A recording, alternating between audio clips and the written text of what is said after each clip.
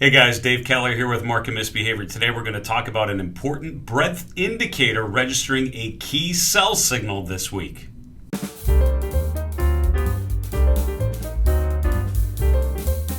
So market breadth indicators are basically a measure of participation. We can analyze the S&P 500, the Nasdaq, the Russell 2000, the Dow, sort of those major U.S. market equity averages. However, market breadth tells us a little bit more detail underneath the hood. It tells us about the companies, the stocks that actually comprise those indexes. Basically looks at the members of a particular index, like the S&P 500 or the Nasdaq 100, and it calculates what percent of them have a particular set of circumstances. Common things we like to look at are things like percent above or below a key moving average, like a 200-day or a 50-day moving average. Looking at what percent of stocks are overbought or oversold is another way to look at it. How many stocks are just going up versus down? Let's call it an advanced decline indicator. An indicator we're going to talk about today is called the Bullish Percent Index. This is actually a series of breadth indicators based on point and figure charts. So today I'll actually show you the point and figure chart in Apple, talk about what that represents, and we'll talk about a Bullish Percent Index and the fact that for the Nasdaq 100, it's just registered a sell signal this week, which tells me highly likely we're at the beginning of a pretty big pullback phase. Before we get to the charts, by the way, if you like this sort of thinking about technical analysis, market behavior, and misbehavior of investors, go ahead and subscribe to my channel. Also, give the video a like if you appreciate it. We would super appreciate that back. Put a comment below. How far do you think a pullback may reach for the Nasdaq 100, for the QQQ? Let me know in the comments below. Now we're looking at a chart here of the Nasdaq 100 Bullish Percent Index. So this is basically looking at the 100 stocks in the Nasdaq 100. So mega cap and large cap, essentially technology, communications, consumer names. And essentially telling us what percent of them are currently showing a bullish point and figure chart. As of this week, as of today, as we're recording the video, it's down to around 64%, which means 64 out of the 100 Nasdaq 100 stocks are still showing a bullish point figure chart. Now, a couple weeks ago, here in mid-July, it was up just above 80%, which meant 4 out of every 5 Nasdaq 100 stocks were having a bullish point figure chart. So basically 15% of the Nasdaq 100 have rotated lower. They've actually gone from a bullish signal to a bearish signal just in the last couple weeks. So what does that really represent? Here we're looking at a point and figure chart of Apple. And if you've not seen one of these charts before, it might look a little different, a little crazy, but it's actually relatively simplistic. Think about what a trader on the floor of a pit in Chicago would do to try to track trends. And he has to do it all by hand because this is decades ago. So you don't have computers all over or a device in your pocket where you can bring up a website like StockCharts.com and get some beautiful charts for free. You have to do it by hand. It's a very manual process. So what you do is you get some graph paper and you use X's and O's. As long as an uptrend is going, you keep adding X's in that same column. Once the trend starts to turn lower, you go to the next column and start adding O's, and those are the downtrends. X's are uptrends, O's are downtrends.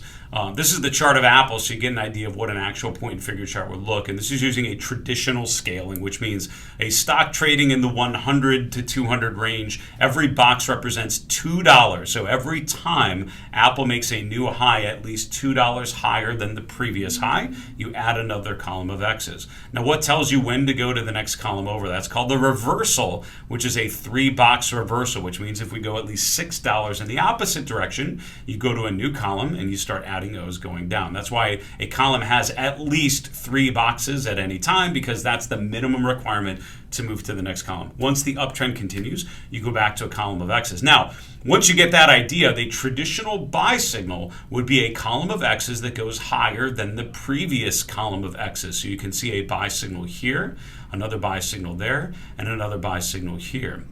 Even though Apple is currently in a column of O's, until we go below the previous column of O's, which means Apple needs to get down to the $186 range. Until that happens, this is basically saying it's still an uptrend because the most recent signal was a buy signal. What a bullish percent index does is it actually looks through all 100 Nasdaq 100 point figure charts, and it calculates how many of them are bullish. So Apple is bullish. What about the other 99 stocks? That brings us back to this chart. As of today, 64%, 64 out of the 100 Nasdaq 100 names are in a bullish point figure, which means 36 of them are actually in a bearish signal, and the most recent signal is a column of O's going below the previous column of O's. Again, translating into it's in a downtrend according to the point and figure chart. Now, what does that mean that we've gone back below zero? Well, I have this horizontal line around 70% because for me, it's just like looking at an RSI or some oscillator, right? Above 70% means that market's probably overheated to the upside. Below 30%, market's probably overheated to the downside. Now, why does that mean something? Well, if you think about it, when a market starts to go higher and everything starts to improve, eventually all the stocks are participating. They're all sort of moving higher, or most of them are moving higher and pushing the benchmarks higher. Eventually, a market in an uptrend has to take a breather. I would argue that's what we're facing here in August of 2023. And so by getting above 70%, this indicator tells you we're in an uptrend. You can see we went above 70% in like July of last year or in mid-March of last year. That actually happened when the trend was positive. It was actually pretty strong. So going above 70% is not a bad thing. Coming below 70% is the problem. I'm noticing I'm missing some of the lines on here. What am I doing, Keller? Here we go. So if we pop this one here, we pop this one here, we pop this, we pop this one here, and then we pop this one here.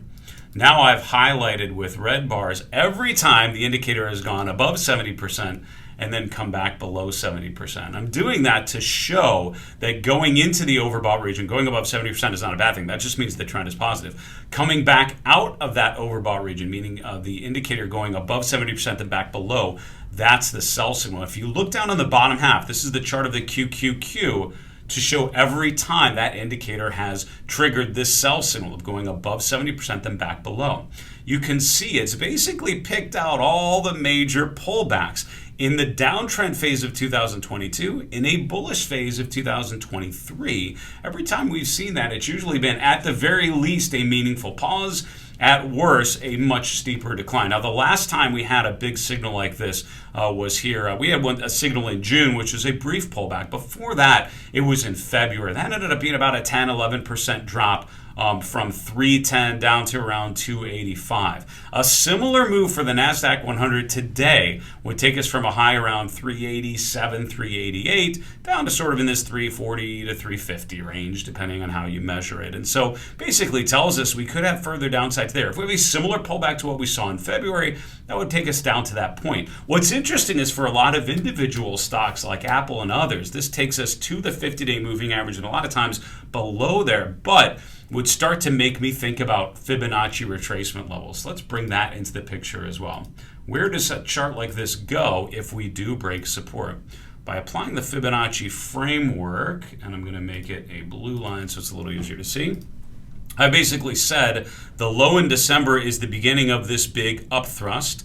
The high that we achieved a couple weeks ago, for now, let's assume that that's the peak. Let's say that this bearish signal is true and we continue to go lower. What's the downside objective? Well, I told you sort of a basic downside objective based on a similar downtrend to what we saw in February and March.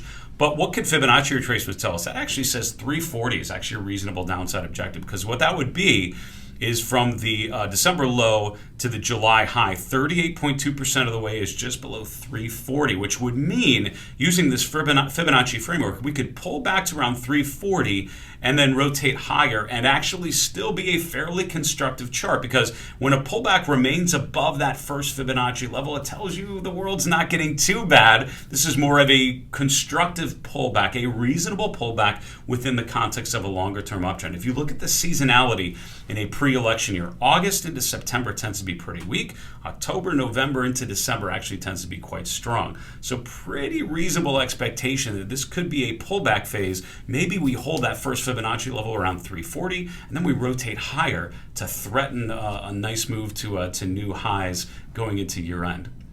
That's the Bullish Percent Index, a breadth indicator based on point and figure charting. It's a classic charting technique, really popularized on the trading floors of Chicago, the CME and the CBOE. Now, using the power of a place like StockCharts and other websites, we can actually aggregate those point and figure charts into breadth indicators. Right now, we've had a sell signal for the Nasdaq 100 using the Bullish Percent Index.